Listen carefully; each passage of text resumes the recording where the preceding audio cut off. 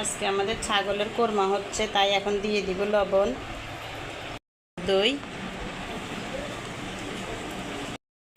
লেবুর রসগুলো দিয়ে লবণ লেবু আর টক দই দিয়ে এগুলো মেখে ম্যারিনেট করে রেখে দিব, যাতে ছাগলের গন্ধ টন্ধ থাকলে এগুলো চলে যায়, তাই মেখে রেখে দিচ্ছি। বিসমিল্লাহ। চুলাতে দিয়ে দিলাম তেল, তারপরে দিচ্ছি পেঁয়াজ,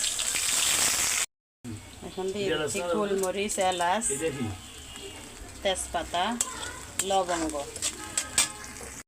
এখানে কিছু দারচিনিও দিয়ে দিচ্ছি। এখন দিচ্ছি পেঁয়াজ বাটা, রসুন বাটা, আদা বাটা। এখন আমি মাংসটা ঢেলে দিচ্ছি।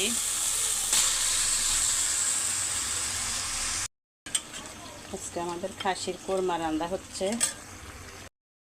এখন দিয়ে দিলাম আমি শাহি মেজানের মশলা,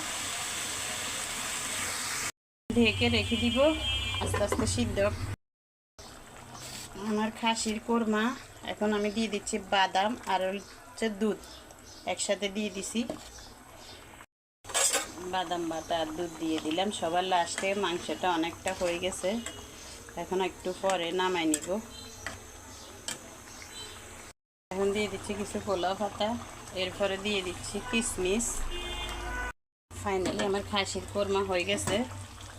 এখন আমি দিয়ে দিচ্ছি একটু ঘি সব শেষে। এখন একদম লাসা লাসা হয়েছে। ফাইনালি আমাদের কোরমা রেডি। বিসমিল্লাহ করে নিছো, খেয়ে দেখো কেমন হয়েছে।